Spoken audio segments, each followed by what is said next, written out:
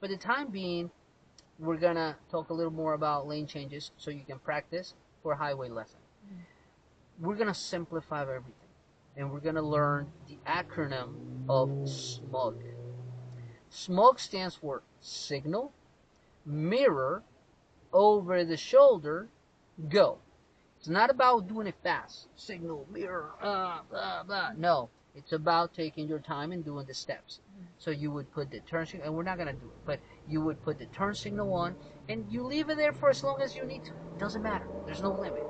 Then you would take your focus and you would look at the mirror to make sure that you analyze what's happening.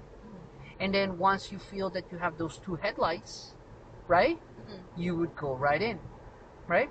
If you don't see anything in the mirror, then that means there's a need to check the blind spot because you don't know. Go ahead and slow down gently, a little.